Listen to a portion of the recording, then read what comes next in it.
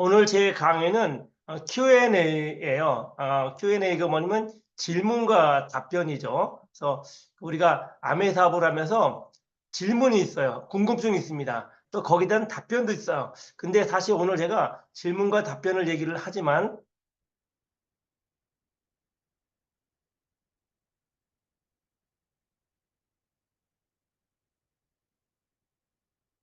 여러분에게 그 답변의 기교를 알려드리려고 하는 건 아닙니다. 오히려 설명을 저보다 더 많이 잘하시는 분들이 많이 계세요. 그런데 저는 오늘 질문에 대해서 근본적인 얘기, 근원적인 얘기를 나누면서 남을 이해시키기보다는 여러분이 먼저 이해하는 그런 시간이 됐으면 좋겠어요. 오늘 같이 또 들어보신 얘기이기도 하지만 한 번쯤 다시 한번 리마인드 하시면서 암에 대한 가치와 비전을 같이 느껴보도록 하겠습니다.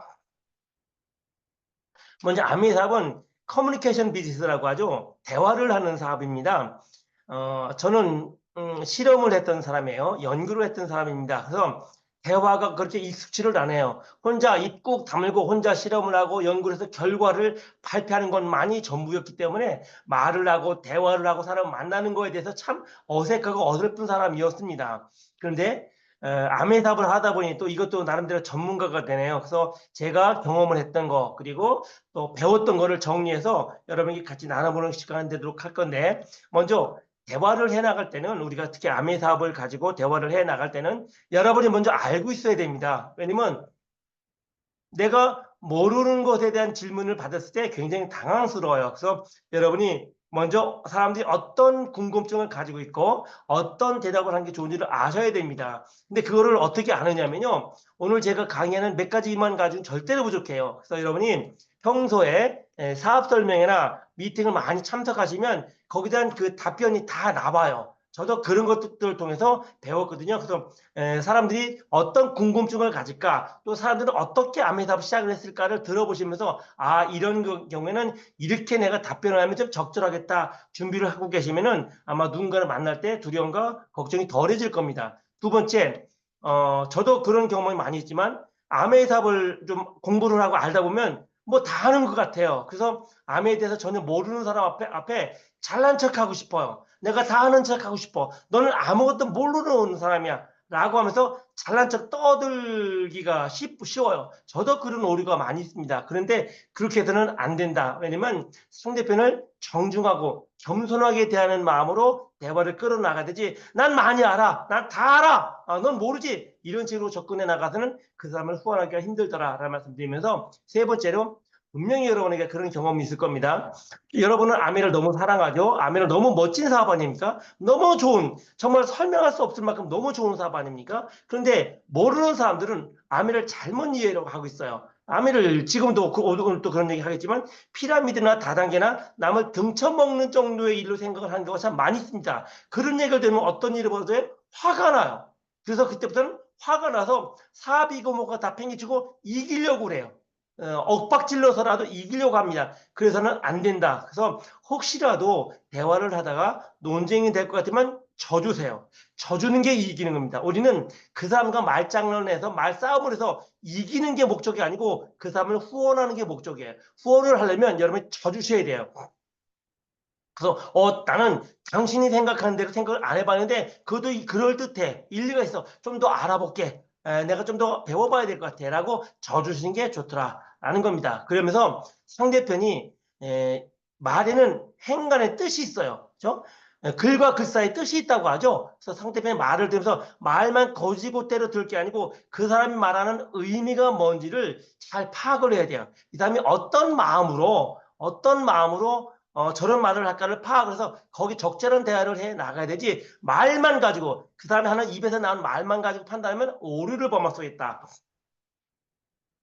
그리고 다섯 번째로 절대로 여러분이 하지 말아야 될 게 뭐냐면 우리가 사람들을 만나는 이유가 뭐죠? 그 사람에게 암의 본질을 잘 알려주고 싶은 거예요. 그런데 아까 말씀드린 것처럼 논쟁이 깊어지다 보면 감정이 상해요. 감정이 상하면 여러분 지고 싶지 않지 않습니까? 분명히 우리가 옳은데 상대편이 틀린데 상대편이 고집 부릴 때는 똥꼬집 부릴 때는 이기고 싶어요. 감정이 상합니다. 그러면은 말 가지고 안 되니 상대편의 감정이나 자존심 건드리는 경우가 많이 있는데 그러면 안 돼요. 왜냐면 상대편의 감정이나 자존심 건드리면 그 사람을 후원하는 일이 절대로 없어져요. 절대 후원 못하게 됩니다. 우리의 목적은 뭐라고요? 싸움에서 이기는 게 아니고 언쟁에서 이기는 게 아니고 상대편을 후원하는 것. 그러므로 상대편의 감정이나 자존심 건드리지 마시라는 거 절대로 말씀드립니다. 그리고 여섯 번째로 당당함으로 제압하셔야 돼요. 당당함으로. 여러분이 아메이 사업에 대해서 당당해지려면요. 아메를 잘 아셔야 됩니다. 여러분도 긴가민가 하는 마당에 상대편에게 질문을 받으면 기가 꺾여요.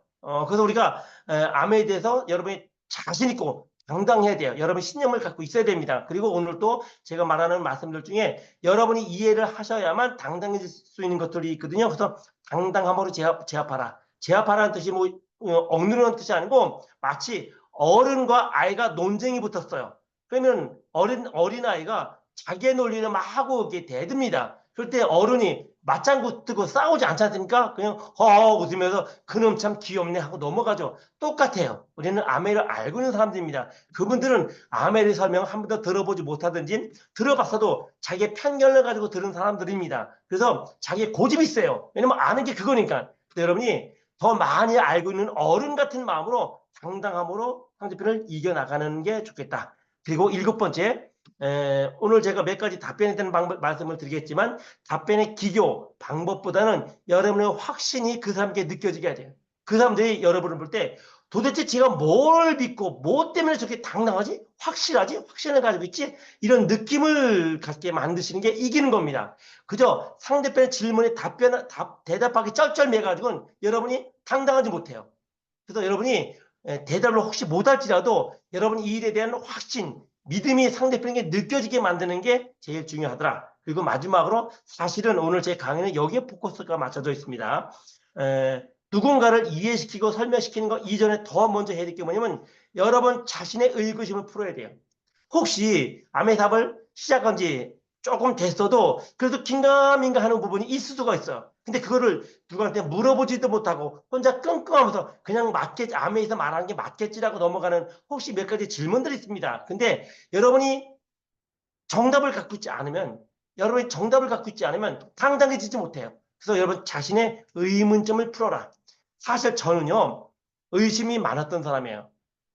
빵삼을 1년 반을 했고요. 그리고 핀이 올라가기 시작을 하면서 플래티넘까지 세트로 올라갔어요. 근데 저는 플래티넘 되기 전까지 의구심을 놓지 않던 사람이에요. 혹시 그래도 나를 이용해 먹는 거 아니야? 뭔가 잘못된 거 아니야? 이런 게 있을 수가 없어. 플래티넘 바로 되기 직전까지 제가 의구심을 갖고 있던 사람 중에 한 사람입니다. 그런데 플래티넘이 되면서 그래 이건 만든 일이다. 올바른 일이다. 제 의구심을 풀어놨죠. 의구심을 풀어놓고 나니 굉장히 당당해지고 자신 있어지는 제 모습을 봤습니다. 그래서 오늘 제 강의 중에 여러분이 누군가에게 이렇게 답변하면 좋겠지라고 하는 걸 배우기보다는 여러분 자신이 갖고 있는 마음속 깊은 곳에 있는 의구심 이게 풀리면 당당해질 거다라는 말씀으로 저는 그쪽에 포커스를 맞춘 강의를 하도록 하겠습니다. 여러분 아직도 이런 얘기 들어보셨나요? 아메 그거 다단계 아니야? 피라미드 아니야? 아니라고 하지만 아닙니다. 아직도 많은 분들이 아메를 다단계나 피라미드라고 생각을 해요. 그리고 혹시 아메 사업을 하고 있는 여러분들도 이게 피라미드 다단계 같기는 한데 아메에서 들을 때는 피라미드나 다단계가 아니고 네트워크라고 하는데 아니야 아메는 다단계가 아닐 거야. 피라미드가 아닐 거야 라는 그 정도의 궁금증, 의구심만 가지고 있을 수 있습니다. 그거는 의구심이에요. 곧 의심으로 변할 수 있습니다. 그래서 여러분 자신들도 도대체 다단계가 뭐냐? 다단계가 뭔지를 먼저 아셔야 당당해질 수 있습니다. 그래서 다단계에 대한 기본적인 제가 설명을 드릴 건데 다단계가 뭐냐면 이런 겁니다. 구조적으로. 거래 단계가 많아질수록 거래된 단계가 많아질수록 중간 마진이 자꾸 더 붙어요. 그래서 최종 소비자가 비싸게 구매하게 되는 것을 말하는 거예요. 다시 말하면 공장에서 우리가 직접 물건을 사면 값을 싸게 살 수가 있는데 이 공장에서 우리가 물건을 받을 수 없으니 여러 가지 과정과 단계를 거칩니다. 근데 단계를 거칠 때마다 그 사람들은 마진이 떨어져요. 그러면 최종 소비자에게는 비싸지죠? 이게 다단계예요. 이게. 그래서 그런 것을 국가적으로도 막는 거고 많은 사람들이 다단계는 나쁜 것이다 라고 얘기를 하는 겁니다. 다시 말하면 단계가 많아질수록 값이 비싸져서 최종 소비자가 피해를 보는 것.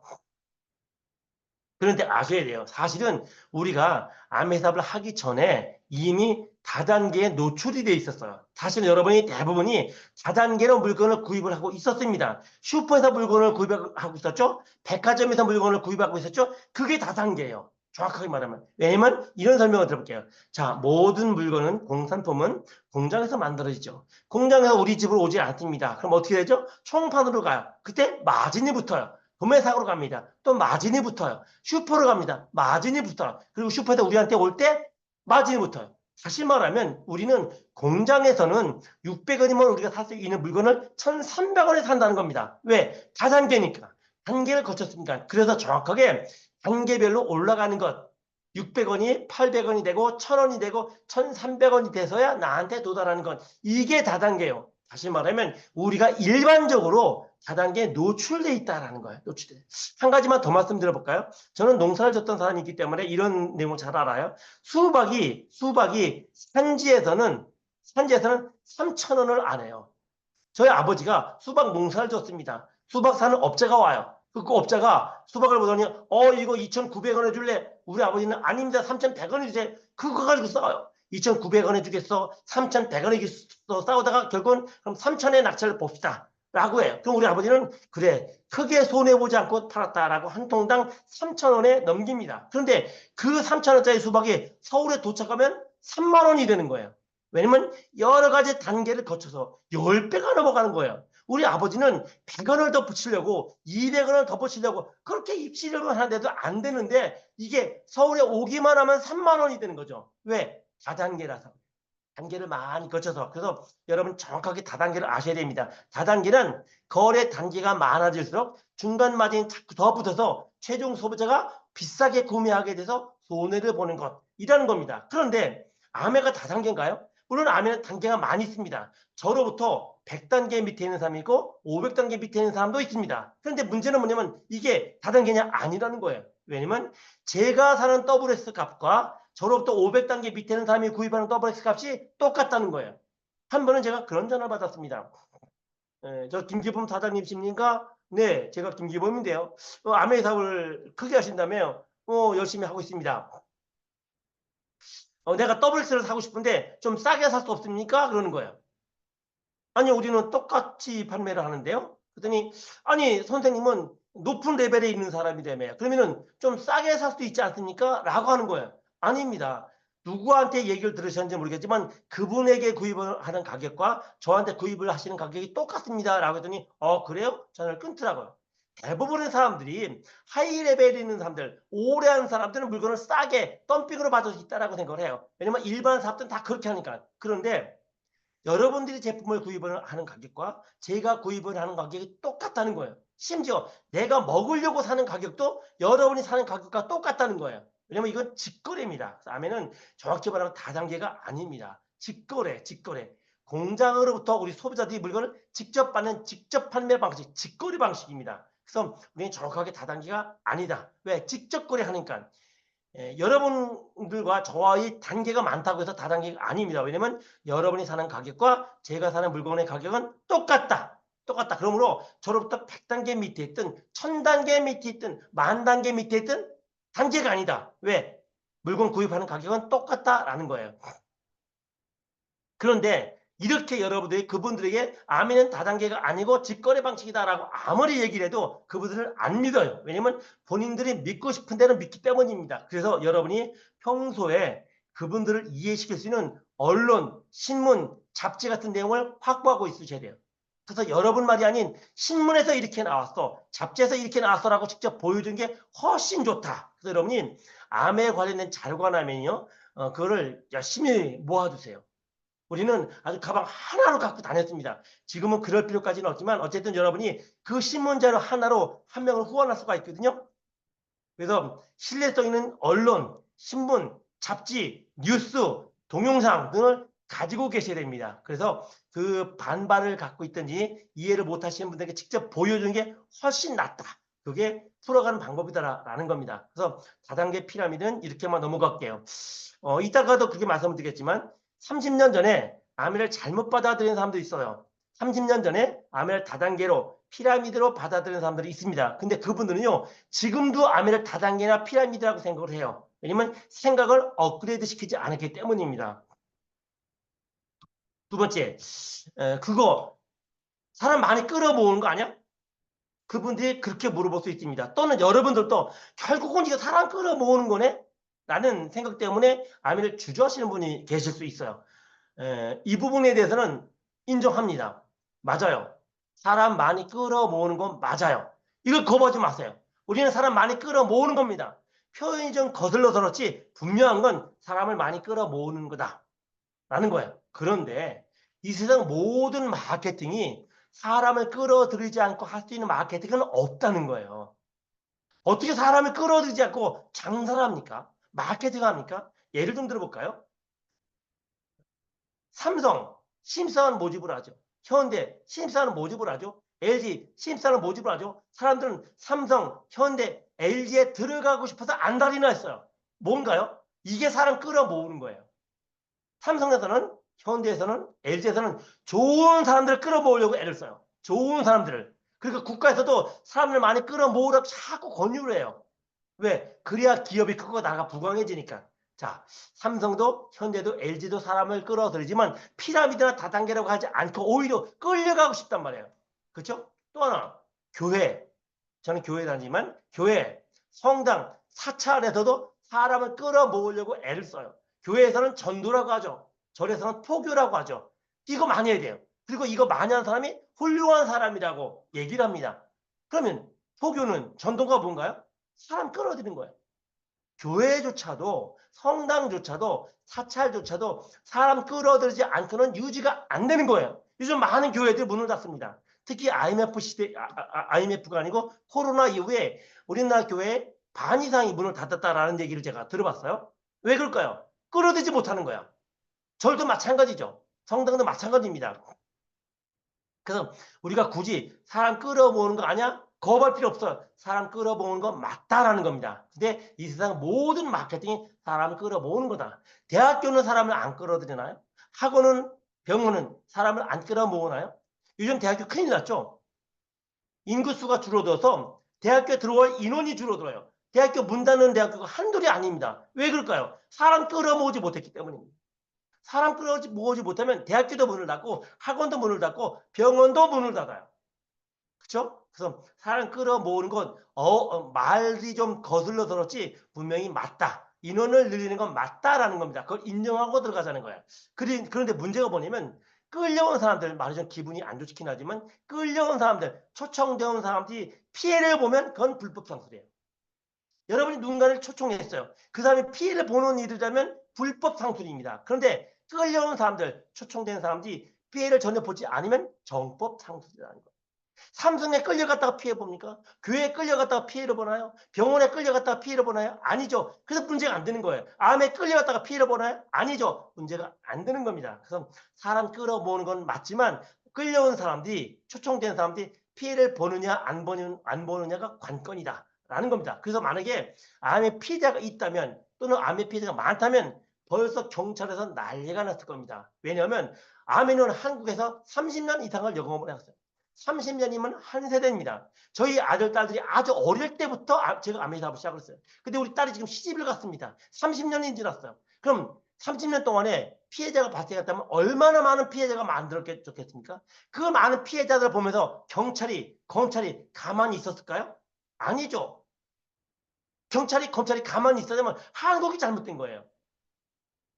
근데 30년 동안 피해를 본 사람이 없다는 겁니다.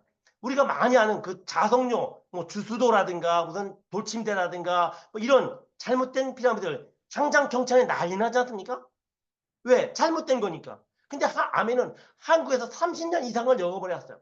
잘못된 거 아니라는 거죠. 왜? 경찰이, 검찰이 가만히 있어요. 이렇게 일반화되는데, 이렇게 오픈되는데,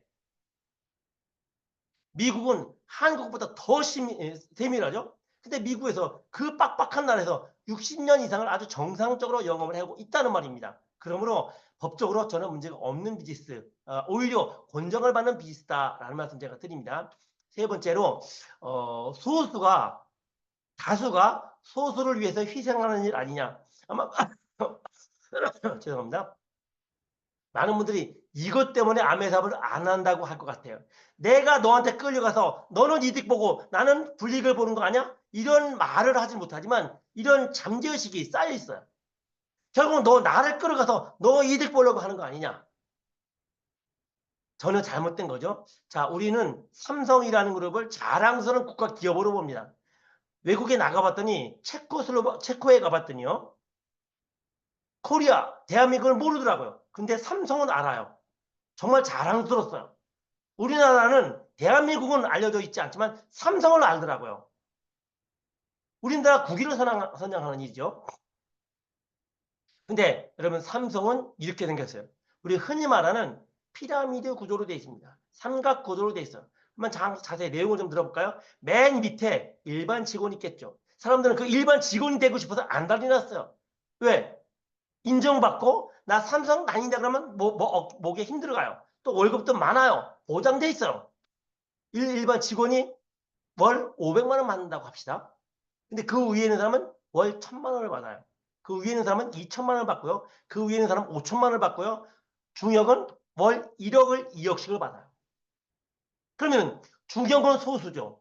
일반 직원은 많습니다. 그럼 일반 직원들이 중역에게 희생당하는 건가요? 아니죠. 일반 직원 되고 싶어서 난리가 났어요. 일반 직원은 일반 직원의 일이 있고 중역은 중역의 일이 있는 겁니다. 그래서 이런 게 다수가 소수를 위해서 희생했다고 하는 거 아니죠? 결국 궁극적으로 암에도 같은 구조라는 거예요. 일반 직원은 500만 원, 중역은 1억. 다수가 소수를 위해서 희생하는 일 아니다. 정당한 일이다. 한 가지만 더. 교회나 국가 조직을 볼까요? 교회나 국가 조직. 교회를 먼저 볼까요? 맨 밑에 뭐 밑이라는 게 좀 그렇긴 하지만 어쨌든 성도가 있습니다. 그 위에 집사가 있고요. 장로, 권사가 있고요. 전도사가 있고요. 부목사님이 있고요. 목사님이 있습니다. 우리가 신앙을 갖는 믿음조차도 구조가 이런 구조로 되어 있어요. 또 국가를 볼까요? 국민이 있습니다. 그리고 면장 통장이 있어요. 차관 있고 장관 있고 대통령도 있겠네요.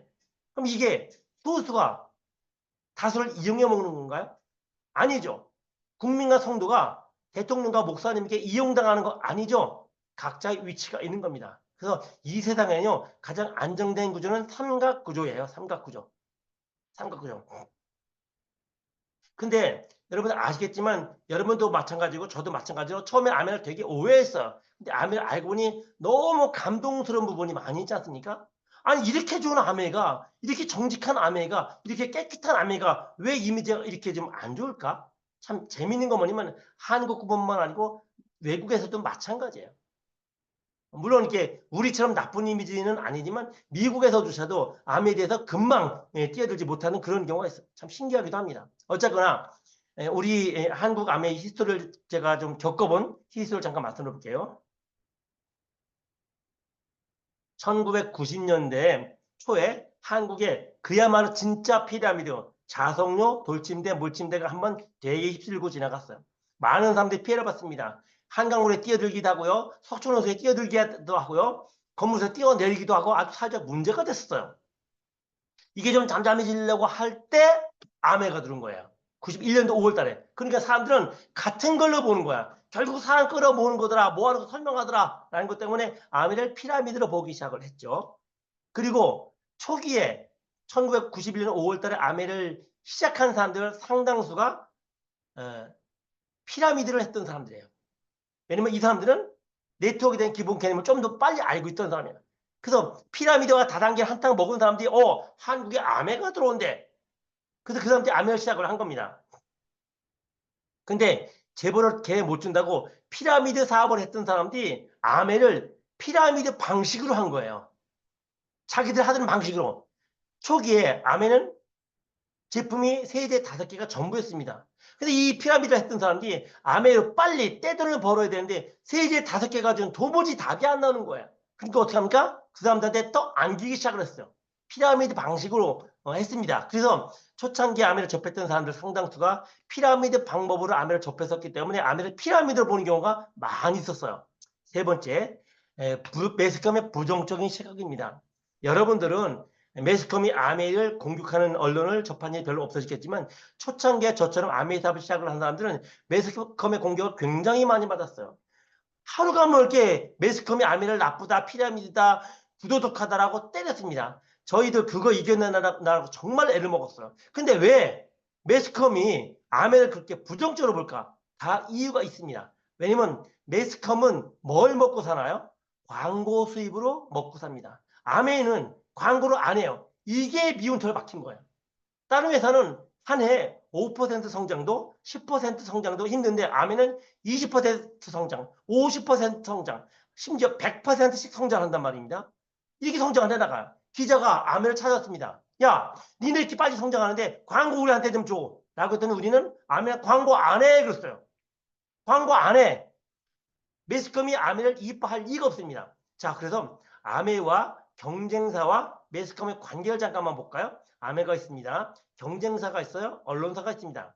자, 일단 아메 회사 경쟁사는 경쟁이죠. 서로가 좋아할 리가 없습니다. 당연히 같은 빚을 놓고 싸우는데 다른 경쟁사가 아메를 좋아할 리가 없죠. 또 아메는 광고를 안 하죠. 그러므로 아메하고 언론사하고 관계가 안 좋아요. 왜? 언론사한테 뒷밥 주지 않는단 말이에요. 광고 주지 않는단 말이에요. 그러면은 아메이는 경쟁사는 아메이 싫어하고 언론사도 아메이 싫어합니다. 그런데 아메 경쟁사는 언론사와 같이 놀아요. 왜? 경쟁사에서 언론사에게 광고비를 주고 있으니까. 둘이 친해요. 친구입니다. 둘이 친구일 수밖에 없어요. 그러니 그 경쟁사 입장에서 언론사에게 야, 아메 좀 기사 좀 써봐 라고 얘기해요.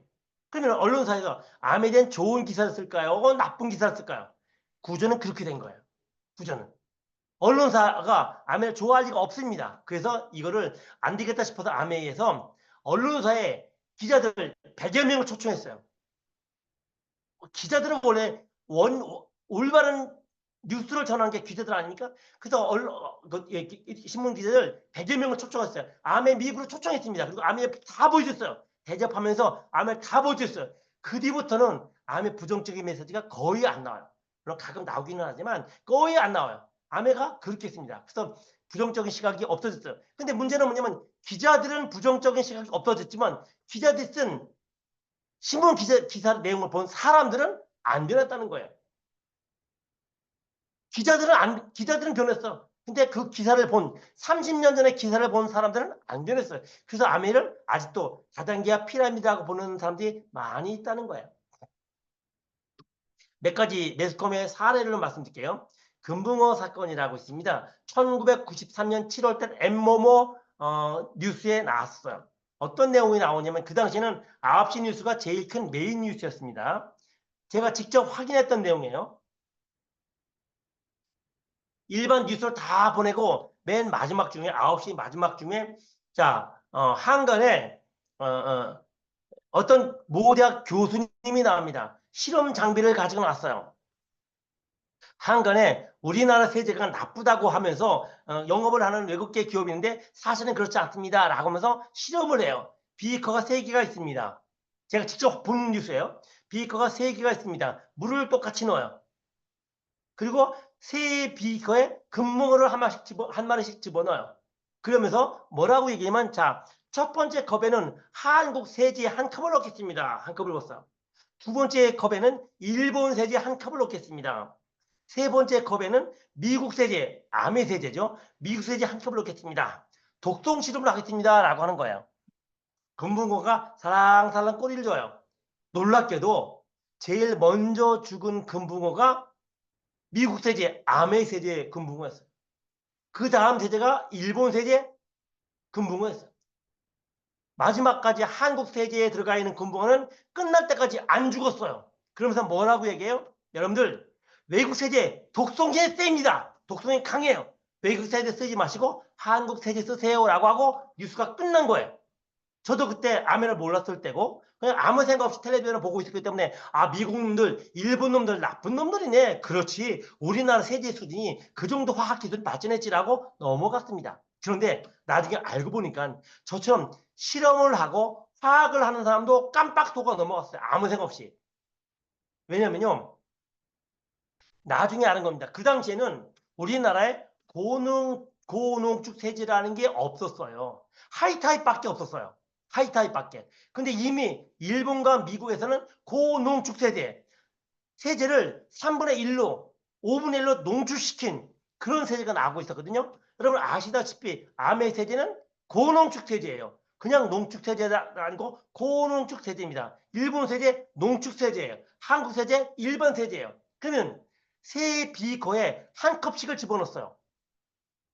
그럼 농도가 똑같습니까? 물의 농도가 똑같아졌잖아요. 근데 미국 세제가 농도가 10배가 높은데 한 컵을 넣은 거야. 일본 세제 5배가 높은데 한 컵을 넣은 거야. 한국 세제 한 컵을 넣은 거야. 그러면은 어느 근본가가 제일 먼저 죽겠어요?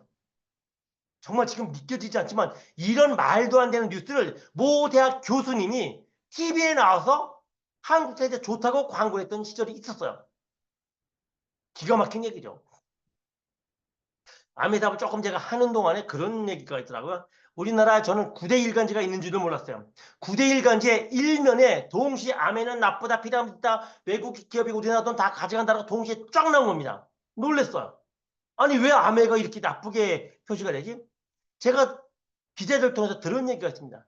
어느 나라에 전쟁이 일어나도 9대 일간지에 일면기에서 동시에 나오지는 않은데 못한대 그게.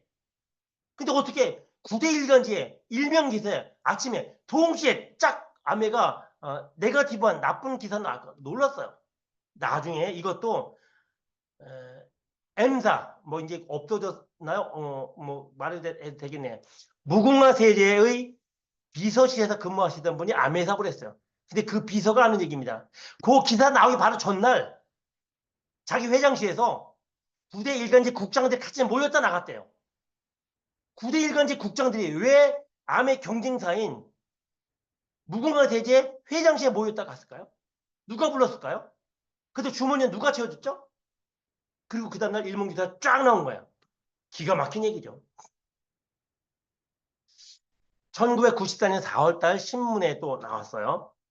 이때 제가 막 암이 그 재미를 붙이고 시작을 하고 있었던 때인데 다운한 파트너가 몇 명이 생겼을 때인데 한국암이 철수한다는 보도가 났어요. 한국암이 철수한대요. 그러면서 기사 내용이 뭐라고 되어 있느냐면요. 1993년도에 우리나라 엑스포가 있었거든요. 엑스포는 기술 박람회입니다. 기술 올림픽이라고 하는 거예요. 그런데 그때 한국과 미국의 관계가 안 좋았어요. 그래서 미국에서 신경질 난다고 야 니네 박람회 만든다고? 우리 안 가. 참석 안 해 그랬어요. 여러분 기술 박람회에 미국이 참석하지 않으면 이건 그야말로 안 꼽는 찐빵이에요. 망하는 겁니다. 우리는 돈을 엄청 들여서 그 건물도 짓고 준비를 많이 했는데 세계를 다 불러들였는데 기술의 최고봉인 미국이 참석하지 않는다? 이건 망가진 거예요. 망가진 거. 큰일 났죠. 그때 한국아메리카 지사죠. 한국아메리카 미국에 로비를 했어요. 야 한국에 우리가 대표를 갈게. 우리가 미국 대표해서 우리가 갈게. 우리가 주최할게. 해서 한국아메리카 미국관을 주관을 했어요. 그 내용을 기자들도 알아요. 그래서 그 공로로 한국에서 아메이 영업을 1년만 허락해줬대요. 신문 기사 그렇게 나왔어요. 93년 9월이니까 94년 9월 달이면 철수한다고 신문 기사가 나온 겁니다. 아주 그럴듯하지 않습니까? 기가 막힌 거예요. 제가 이 신문을 보자마자 첫 번째 제 스폰서 정확 사람한테 사장님 한국 아메가 철수한대요. 그럼 뭐가 되는 거예요? 그렇지 않다 그런 불안감을 가지고 있었는데 아니나 다를까 보도가 나와버린 거예요. 한국 아메 철수한다고. 그 얘기를 들은 제 스폰서 정확사 되면 곧바로 또 김종규 사장님한테 전화해서 사장님 신문에 한국 아메가 철수한대요. 라고 이제 말씀을 드렸어요. 근데 김종규 사장님에게서 되돌아오는 메아리는 이런 거였습니다. 말도 안 돼요 그거. 만약에 한국 아메 철수하면 우리 미국 가서 아미 사업합시다 라는 답변이 나한테 돌아온 거예요. 아니 이거를 내 파트너들한테 전화를 한 말이야? 미국 가서 아메 사업을 하자고? 어쨌든 기가 막히다라고 했었습니다. 근데 아메 철수했나요? 안 했나요? 안 했죠. 말도 안 되는 거짓 보도했어요. 그것이 알고 싶다라는 TV 프로를 여러분 알고 계실 겁니다. 아주 제가 좋아하던 문성근 씨가 이걸 진행했어요. 그런데 제가 이때부터 문성근 씨를 안 좋아하기 시작했어요. 뭐냐면 일주일 전부터 뉴스 광고가 나오는 거예요. 다단계 한국암의 실체를 파헤친다, 다단계를 파헤친다라니까 뉴스 때마다 그 방송 드라마 끝날 때마다 계속 나오는 거예요. 매달 며칠 날 한국암의 실체를 파헤친다라는 내용을 문성근 씨가 풀어낼 거다. 도대체 실체를 내가 알고 있는데 무슨 실체지? 어쨌든 저도 긴장을 하고 기다렸습니다. 그리고 문성근 씨가 드디어 문을 엽니다. 한간에 필요합니다. 다단계 피해를 보는 사람 많이 있습니다. 이번에 그거 취재했습니다. 라고 하면서 S 다단계 얘기를 쫙 늘어놓은 거예요. S 다단계가 삼용이었습니다. 그게 뭐냐면 자석료의 대명사죠. 이런 회사의 보도 내용을 쫙 하는 거예요. 제가 보면서 맞지, 저건 잘못된 거지, 하면 안 되는 거지. 조금 지난 뒤에 Y 다단계를 파헤칩니다. 건강보조식품을 지급을 하는 다단계였어요. 그것도 역시 사람을 가둬놓고 교육시키고 물건을 판매하고 등록금을 뺏어가고 막 이딴 짓을 해요. 그래, 저건 잘못된 거지. 그러다가 갑자기 한국암의 주식회사 간판이 딱 나옵니다. 그리고 거기에 우리들이 물건을 구입을 하러 갔다 왔다 하는 모습도 찍혀요. 그러더니 암의 직원 하나 인터뷰합니다. 암의 이 네트워크 사업에 대해서 미래를 어떻게 보십니까? 라고 했더니 직원이 앞으로 이게 주도적인 유통 마케팅이 될 것입니다. 이런 인터뷰를 했어요. 그리고 넘어갔어요. 그리고 다른 다단계 막 두들기는 겁니다. 그리고 끝나는 거예요. 여러분 속지 마세요. 다단계 하고 끝나는 거야. 아니 뭐 어쩌라는 거야? 아니 S 다단계 패고 Y 다단계 패고 다른 다단계 패고 암의 중간에 그냥 이름만 집어넣고 그걸 끝나면서 이게 암의 실체를 파헤친다라는 거야? 뭐겠어요? 실제 얘기입니다. 실제 얘기. 이런 이유들 때문에 사람들이 그 매스컴을 본 사람들은 암에는 다단계고 피라미드고 사람에게 피해를 주는 거다라고 인식을 해버린 거예요. 그리고 그 인식이 30년이 지난 지금도 안 바뀌고 있는 거예요. 여러분, 한국암의 사장님이 구속됐던 사례 있었어요. 그냥 구속했어요. 이유는 그냥 한 암의 사장이라고. 그리고 일주일 동안 조사해봤더니 건덕지가 없는 거야. 일주일 만에 풀려났습니다. 이유도 없어요. 암의 70년 역사상 전 세계에서 단 한 번 있었던 사건이 그 사건이에요. 우리는 암해가 지금 100여 개 국가에 진출했지 않습니까? 근데 암의 사장이 구속된 사람은 그 건이 단 하나예요. 한국이 만들었어요. 이유도 없어. 그냥 구속하고 오는 거야. 그리고 붙잡을 거 없으니까 그냥 풀어놓은 거야. 이런 게 뉴스에 나왔습니다. 그러니 암해가 나쁘다고 인식할 수밖에 없는 거죠. 비누세제공업협동조합이라고 있습니다. 이 조합에서 3개월간 매일같이 신문에 반면 기사로 암해를 공격하는 거예요. 기가 막히죠. 암에는 한국에 돈을 다 빼간다. 수많은 사람들이 피해를 본다. 이익 보는 사람이 얼마 안 된다. 실제 제품은 나쁘다. 매일마다 나오는 거예요. 저도 한국 비누세제 공무협동제 항의하려고 전화를 해봤어요. 안 받아요. 받지를 않아요. 그냥 신문 때리는 겁니다. 그리고 1년 뒤에 손톱만한 사과문, 근거 없는 얘기했으면 사과문 하나 발표했어요. 그걸 끝난 거야. 그러면은 3개월 동안에 아멘을 나쁘게 공개한 내용을 본 사람들은 아멘을 뭐라고 보겠어요? 그 사람들은 그 생각을 가지고 30년이 지난 지금도 아멘을 그렇게 보는 거예요. 네. 네 번째인가요? 아멘은 불로소득이라 하기 싫대요. 아, 참 불로소득. 남들이 일하는 건 내가 가로채는 거 아니냐? 여러분, 아멘가 불로소득인가요? 불로소득입니까? 불로소득이란 내가 아무것도 안 하고 돈 벌어먹는 게 불로소득이에요. 근데 암에 아무것도 안 하는 게 아니죠. 뭔가 일을 합니다. 가치 있는 일을 하는 거죠. 먼저 삼성에 나 있는 신입과 중역의 수입의 차이가 10배가 넘어요. 10배가 넘습니다. 그러면 신입사원은 500만 원 받으니까 노동 착취당하는 거고 중역은 불로소득을 취하는 겁니까? 아니죠. 역할이 다른 거예요. 역할이 다른 거예요. 암이 SP와 다이아몬드 수입차가 10배가 넘어요. 그럼 SP는 노동 착취 당하는 거고 다이아몬드는 불로소득입니까? 아니죠. 역할이 다른 거예요. 역할이 다른 거야. 하는 일이 다른 겁니다. 그래서 수입이란 큰 형태로 우리가 OEM에서 많이 듣지만 두 가지 형태가 있습니다. 노동 수입이 있어. 노동 수입이란 내가 내 몸을 띄어서 내 몸을 움직여서 내가 육체 노동을 해서 벌어들인 수입. 근데 이게 가난한 사람들의 수입인 거예요. 우리는 죄송한 얘기지만 가난한 사람들이었어요. 월급쟁이였습니다. 그래서 노동 수입밖에 몰라요. 몰랐어요. 사실은 저도 아메사업을 시작을 하기 전에는 노동 수입밖에 몰랐습니다. 저도 사실은 제가 아메사업을 시작을 하기 전에 많이 고민했던 것 중에 하나가 이거예요. 그래, 저 사람들 말대로 된다고 치자. 근데 결국은 일 안 하고 돈 벌어 먹는 거네? 불로소득이네? 옳지 못한 거네? 그 생각이 아주 오래 갔어요.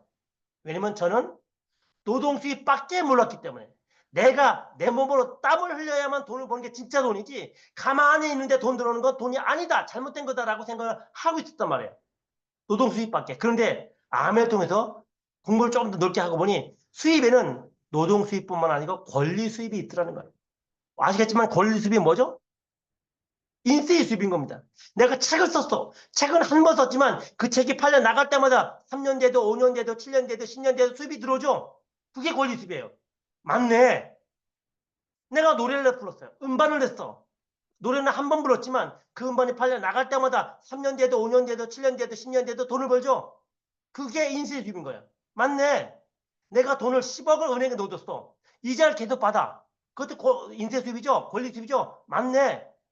그제서야 제가 노동 수입과 권리 수입이 있다는 걸 알았고, 부자들은 노동 수입보다는 권리 수입의 수입을 의존한다는 걸 알았어요. 그래서 그들이 부자인 거예요. 돈이 돈 벌게 만드는 게 부자들의 논입니다. 암의 답은 권리 수입의 인세 수입입니다. 그래서 내 몸을 때워야만 번 노동 수입이 아니고 권리 수입을 만들어 가는 거다. 한간에 그런 얘기를 많이 합니다. 나도 해봤어. 그거 쉽지 않아. 아마 이런 얘기를 종종 들을 겁니다. 앞으로 더 많아지겠죠. 나도 해봤어. 쉽지 않아. 근데 저는 정말 이분들 만나보고 싶어요. 제대로 해봤나? 해보기는 했나? 쉽다, 어렵다는 사람들이 그 일을 보는 자세로 결정을 합니다. 질문 한번 해볼게요. 여러분, 가사 도우미 한번 해보실래요? 청소부 한번 해보실래요? 이거를 하겠다고 선뜻 나서는 분 아무도 없을 거예요. 왜? 이거는 어려운 일이야. 남의 집 빨래 해주고 밥 해주는 거, 남의 집 청소하는 거 좋은 사람 아무도 없어요. 그쵸? 그런데 여러분의 생각을 제가 바꿔줄 수 있습니다. 여러분들이 이제부터 저희 집 가사 도우미 한번 해보실래요? 청소부 한번 해보실래요? 제가 월 1,000만 원, 2,000만 원 드릴게요. 하실래요? 안 하실래요? 무슨 말씀 드리냐면요. 제가 가사 도우미와 청소부가 어렵다고 얘기했어요. 왜냐면 그렇게 애써서 일을 해도 버는 돈이 얼마가 안 되기 때문에 그건 어려운 일이야. 근데 여러분이 가사 도우미를 하셔서 월 1,000만 원, 2,000만 원 벌 수 있다면 그거 왜 안 해요? 그건 쉬운 일입니다. 그 일의 가치를 보고 판다는 거예요. 여러분이 아메를 통해서 30만 원 벌고 50만 원 벌고 다라면 어려운 일이에요. 100만 원, 200만 원 버는 게 다라면 그게 어려운 일이죠. 근데 아메는 여러분과 저의 운명을 바꿀 수 있는 길이에요. 운명을 바꿀 수 있는 도구입니다. 일생일 때 만날 수 없는 그런 기회예요. 월수입 1,000만 원, 2,000만 원, 1억씩 벌 수 있는 그런 기회예요. 그걸 어렵다라고 한다면 그분은 돈 벌 자격이 없는 겁니다. 그래서 아메와 회사의 차이점이 뭐냐면 회사는 출근하면 시간을 떼면 어쨌든 월급을 받아요. 그렇죠? 사람들 그걸 즐기는 거예요. 회사 출근을 해서 일을 대충 해도 월급은 나와. 월급쟁이죠. 근데 아메는 사업입니다. 아메는 일한 만큼 돈을 줘요. 일을 많이 하면 많이 줘요. 일을 안 하면 눈꼬만큼도 안 줘요. 나도 해봤어. 쉽지 않아라는 사람들 정말 열심히 해봤을까요? 정말 열심히 해봤을까요? 하는 척 하는 거예요. 하는 척 하는 거. 그런 사람들 돈 벌지 못하죠. 돈 벌지 못하면 아메는 어려워요. 아메는 비즈니스입니다. 일하면 돈 주고 일 안 하면 돈 안 줘요. 물어봅니다. 질문해봐요. 암의 성공률이 몇 %예요? 성공률이. 아마 그분들은 암의 회원이 전국에 몇 명이고 그중에 월세 1,000만 원 벌어가는 사람이 몇 명이냐? 그 말은 성공률이 낮다. 이걸 얘기하고 싶은 거예요. 아닙니다. 저는 암의 성공률은 100%예요. 성공률은 100%입니다. 왜 100%냐? 한번 예를 들게요. 10명이 삼성에 입사했어요. 10명이? 그럼 10명 중에 한 명이라도 중역이 될 만한 가능성이 몇 %가 될까요? 제가 정군당에 다녔습니다. 입사 동기가 44명이에요. 근데 지금까지 제 동기들 중에 단 한 명도 중역이 된 사람이 없어요. 그건 성공률이 없는 거죠. 그쵸? 이게 사회예요. 근데 만약에 10명이 암의 사업을 시작을 했어요. 10명이 암의 사업을 시작했습니다. 10명 다 다이아몬드가 될 수 있을까요? 없을까요? 가능하다는 거예요. 어느 누구도 10명이 다이아몬드가 못 되도록 막는 조건이 없다는 거예요. 여러분들 아시겠지만 싱킹빅의 태동인 백마부동산 김종규 사장님이 찍은 9명이 찍은 사진 보셨나요? 백마부동산에서 초기 암의 사업 처음 시작을 하려고 했던 9명이 사진 찍었어요. 그리고 그 다음날부터 4명은 안 나왔어요. 5명은 계속 나왔습니다. 그 5명이 다 현재 더블 다이아몬드 됐어요. 성공률 100% 아닌가요? 다음날부터 안 나온 사람은 안 되는 거죠. 근데 그 다음날부터 계속 미팅에 나온 사람들은 다 더블 다이아몬드 이상 됐어요. 성공률 100%죠. 그래서 암의 사업을 왜 성공률 100%라고 하느냐? 외부적 제약 조건이 없어요. 다시 말하면 여러분이 나 암의 사업 계속할래라는 마음만 가지면 어느 누구도 여러분을 암의 사업을 못하게 할 만한 이유를 갖지 못한다는 거예요. 회사는 내가 회사를 계속 다니고 싶어도 잘리면 못 다녀. 내가 사업을 계속해 나가고 싶은데 연세 부도 맞으면 못해. 외부적 제약 조건이 100%라는 거예요. 나는 열심히 하고 싶지만 외부적 제약 조건이 때문에 그 일을 그만두게 되는 거 얼마나 많아요. 근데 암의 사업은요. 외부적 제약 조건, 다시 말하면 내 마음 바깥에 어떤 조건도 나를 암의 사업을 그만두게 할 만한 이유는 없다는 거예요. 다시 말하면 여러분이 나 이 사업 계속할래 라고만 마음을 먹는다면 100% 성공한다는 거예요. 망할 수 없는 애요. 망할 수 없는 애요. 손해보지 않는 애요. 암에는 100% 만족 보증 제도가 있습니다. 뭐 요즘은 그런 사람 많지 않지만 전에는 자기 주위에 암의 사업을 하다가 망한 사람 많이 있대요. 그래서 정말 제가 그렇습니다. 제발 부탁인데 그 망했다는 사람들 단 한 명만이라도 저 좀 만나게 해주세요. 한 명도 나를 안 만나요. 암에는 망할 수 없습니다. 그런데 있기는 하죠. 이게 뭐냐면 하지 말라는 짓만 골라서 하면 망할 수 있습니다. 하지 말라는 짓을 골라서 하면 망할 수 있어요. 다 그런 거 아닙니까? 학교 다니면서 하지 말라는 짓을 하면 잘려요. 회사 다니면서 하지 말라는 짓을 하면 잘리는 겁니다. 암에도 하지 말라는 짓을 하면 망해요. 예를 들면 사재기 하라는 거. 집에 1,000만 원치 2천만 원 물건 쌓아두는 거. 하지 말라고 그래요. 못하게 합니다. 제도적으로 못하게 만들었어요. 그래도 하는 사람이 있어요. 암의 제품을 사서 인터넷에 온라인에 막 팔아요. 이 사람들 망하는 거예요. 잘못된 방법을 하면 안 망할 수가 없죠. 저는 잘못된 방법도 몰랐고 할지도 몰랐고 있지도 하지도 않았어요. 또 하나 질문을 하고 싶은 게 나도 해봤는데 해봤다고 한다면은 얼마나 해봤나? 얼마나 열심히 해봤나를 묻고 싶어요. 얼마나 열심히 해봤나? 얼마 동안에? 여러분 빵 만드는 기술 있죠? 미용 기술도 배우는 데만 수년이 걸려요. 배우는 데만. 또 인턴으로 남의 밑에서 또 일하는데도 몇 년이 걸려요. 그래도 자기 빵집 차릴까 말까예요. 근데 나도 해봤어. 이 사람들 얼마를 해봤을 것 같아요? 1년 해봤을까요? 5개월 해봤을까요?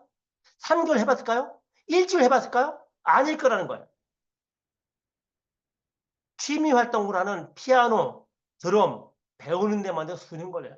우리 아들이 드럼을 치거든요. 드럼을 배우면서 쳐요. 연주도 해요. 근데 그거 배우는데 지금부터 배우러 다녀요. 아마추어인데. 그런데도 우리 아들은 자기 드럼 친다고 얘기 안 해. 나 드럼 못 친다라고 얘기해요. 근데 나도 해봤어. 쉽지 않아. 이 사람들 과연 얼마나 해봤을까요? 고시 공부, 미국 유학, 의사가 되는 거 공부하는 데만도 십수년이 걸려요.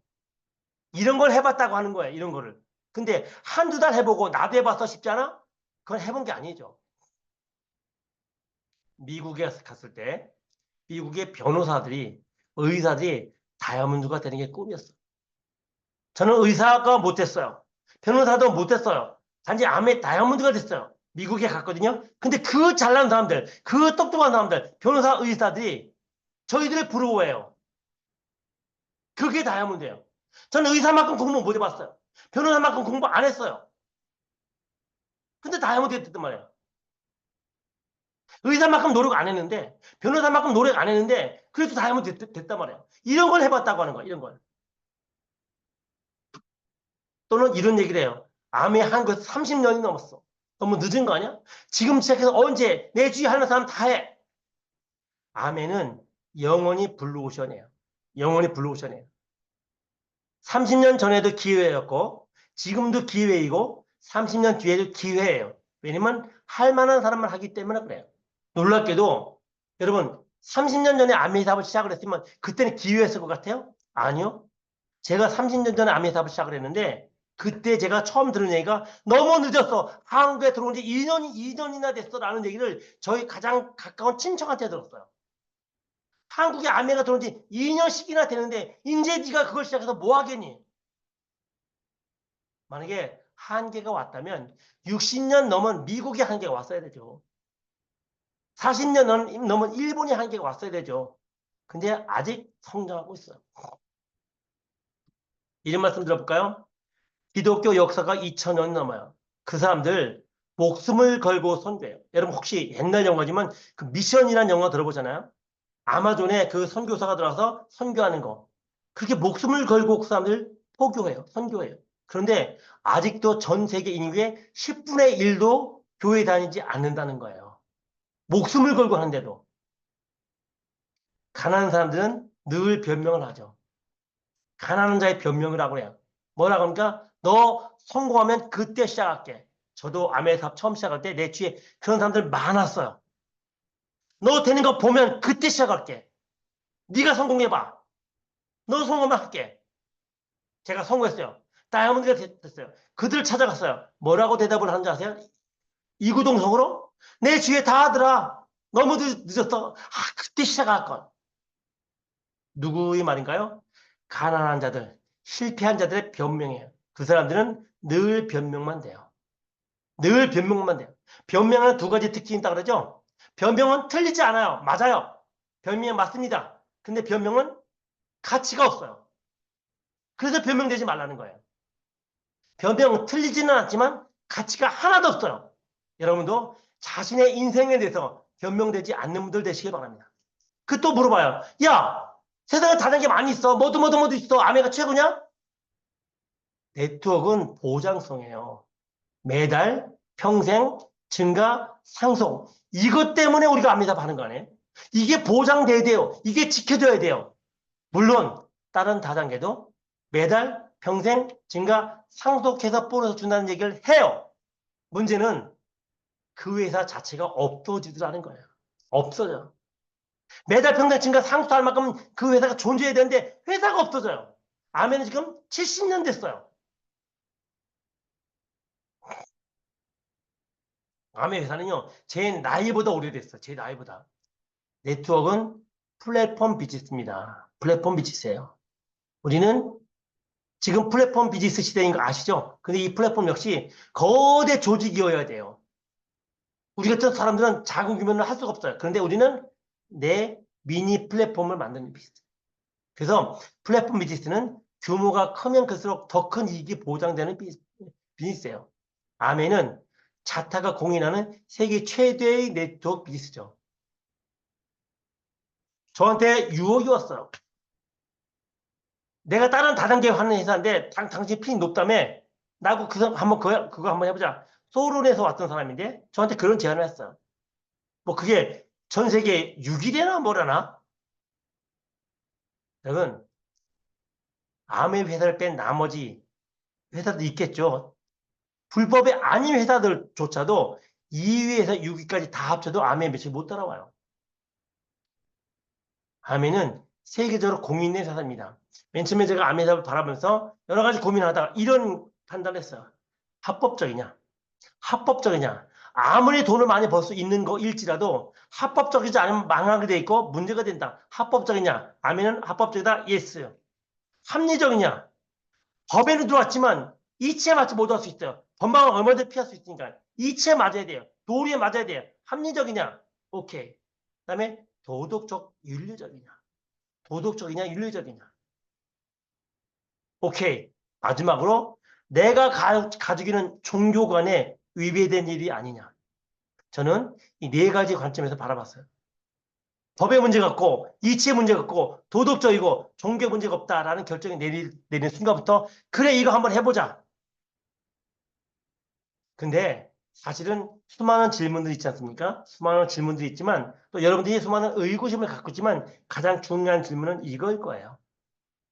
다른 거 그렇게 중요하지 않아. 이것보다는 여러분이 지금 제일 걱정하는 질문, 고민하는 질문, 내가 성공할 수 있을까라는 거예요. 맞죠?